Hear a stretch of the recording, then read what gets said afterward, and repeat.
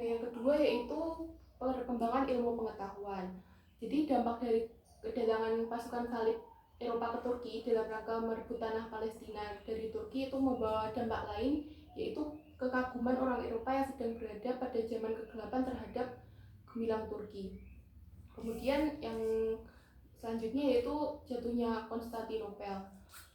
Jadi berdasarkan uraian di atas, maka dapat diambil kesimpulan bahwa ada 3 motivasi yang mendorong kedatangan bangsa Eropa ke Asia Afrika, yaitu yang pertama untuk mencari kekayaan hasil perdagangan atau bus, kemudian menyebarkan agama atau yang biasa disebut sebagai gospel, kemudian mencapai kejayaan atau glory.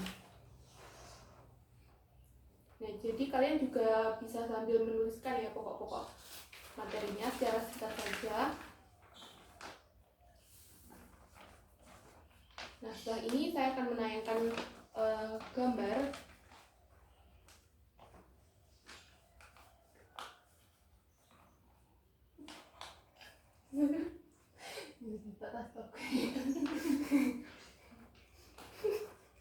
Kok apa sih gelem jawab? Tapi jawabannya kok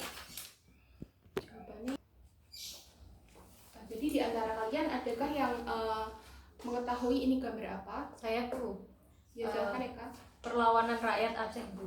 Ya, benar. Ini adalah gambar perlawanan rakyat Aceh atau yang biasa disebut dengan rakyat tanah Rincong dalam melawan Portugis.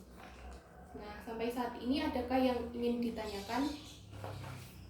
Mungkin Ella. Ya Bu, saya izin bertanya, apa yang melatar belakangi perlawanan rakyat Minahasa terhadap Spanyol? Terima kasih. Jadi Spanyol ini ingin melakukan hak monopolinya di Kepulauan Minahasa, dan hal ini tentunya memantik kemarahan penguasa Minahasa serta rakyatnya, sehingga perang melawan dominasi asing pun terjadi. Terima kasih Bu. Ya, sama-sama. Baik, setelah ini saya akan meminta kalian untuk berdiskusi mengenai perlawanan atau subpokok bahasan materi yang telah kita pelajari hari ini. Diskusinya nanti akan dibuat melalui sebuah karya, itu medianya terserah kalian, jadi saya beri kebebasan. Nah, hasilnya nanti akan dipresentasikan.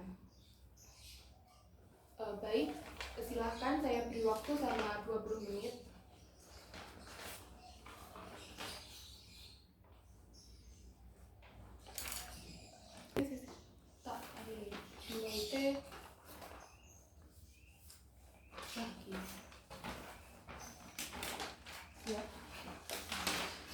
Jadi yang pertama silahkan Ella. Ya, di sini hasil karya saya tuangkan ke dalam media Linoid ya Bu, tentang rakyat Aceh perlawanan rakyat Aceh terhadap Spanyol. Perang ini terjadi tahun 1644 sampai perang disebabkan oleh ketidaksenangan anak suku Tombatu terhadap usaha monopoli perdagangan beras yang dilakukan Spanyol dan kesengsaraan rakyat akibat ketamakan orang-orang Spanyol. Nah, perang Spanyol dengan Minahasa dilakukan anak suku Tombatu, Tondano atau Tansawang di daerah Kali dan Batu Lesung atau sekitar Danau Gulilit di bawah pimpinan Panglima Monde, suami dari Ratu Oki, sedangkan pihak Spanyol dibantu oleh Raja Loloda Mongkowago II. Kemudian dampak dari perang tersebut yaitu pecah perang pertama tahun 1643 di Tompaso yang mengakibatkan 40 tentara Spanyol tewas di Kali dan Batu, sedang pihak Minahasa Panglima Monde beserta 9 tentara gugur. Namun demikian pasukan Spanyol dapat dikejar dan berkat bantuan Residen VOC Herman J. Steinkuller berhasil diadakan kesepakatan damai pada 21 September. Nah, pada kesepakatan tersebut dinyatakan bahwa pasukan Minahasa menguasai Tompaso Baru, Rumong Bawah dan Kawangkoan Bawah sebelum akhirnya menjadi daerah otonom. Terima kasih Bu. Baik, di sini Ella kan tadi sudah mengirim linoidnya kepada saya, jadi menurut saya itu pekerjaannya sudah baik dan juga sudah lengkap. Kemudian yang selanjutnya Eka, silahkan. Ya Bu, saya menggunakan media komik yang perlawanan rakyat tanah Rencong atau Aceh. Latar belakang perlawanan rakyat Aceh terhadap Portugis ini, yang pertama adanya monopoli perdagangan oleh Portugis, yang kedua pelarangan terhadap orang-orang Aceh untuk berdagang ke Laut Merah, dan yang ketiga penangkapan kapal Aceh oleh Portugis. Di tahun 1523 Portugis melancarkan serangan ke Aceh di bawah pimpinan Herregius dan menyusul pada 1524 yang dipimpin oleh De Sousa, namun selalu mengalami kegagalan, dan persaingan dalam perdagangan berbuntut permusuhan antara Portugis dan Kesultanan Aceh. Sultan Aceh pada waktu itu diperintah oleh Sultan Ali Muhayyad Shah menganggap bahwa orang Portugis merupakan saingan dalam politik. Kemudian ada persiapan Aceh dalam melawan Portugis. Yang pertama itu ada melengkapi kapal-kapal Aceh dengan persenjataan meriam dan prajurit, mendatangkan bantuan persenjataan sejumlah tentara dan beberapa ahli dari Turki pada 1567, dan mendatangkan bantuan persenjataan dari Calicut dan Jepara. Kemudian selain melakukan penyerangan secara terbuka terhadap dominasi Portugis di Malaka, cara lain yang ditempuh oleh Sultan Iskandar Muda yaitu untuk melumpuhkan kekuatan Portugis seperti blokade perdagangan. Sultan Aceh melarang daerah-daerah yang dikuasai Aceh menjual lada dan timah kepada Portugis.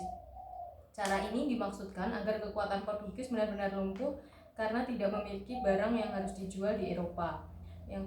Dan upaya tersebut ternyata tidak berhasil sepenuhnya, sebab raja-raja kecil yang merasa membutuhkan uang secara sembunyi-sembunyi menjual barang dagangan tersebut ke Portugis. Gitu, Bu. Ya, terima kasih. Setelah mempresentasikan hasilnya, menurut saya e-komiknya ini lumayan menarik dan juga isinya juga sudah lengkap. Nah, kemudian untuk minggu depan kita akan membahas mengenai strategi perlawanan bangsa Indonesia terhadap penjajahan bangsa Eropa, yaitu kita fokuskan pada Belanda dan juga Inggris sampai dengan abad ke-20 sampai abad ke-20 ya. Kemudian untuk tugas itu saya meminta kalian agar membuat resume mengenai pokok bahasan yang telah kita pelajari pada pertemuan kali ini. Jadi poin-poinnya saja. Nah, karena jam belajarnya sudah berakhir, terima kasih sudah mau bergabung dengan kelas kita pada pagi hari ini. Mari kita akhiri dengan doa. Berdoa dimulai. Berdoa selesai. Terima kasih.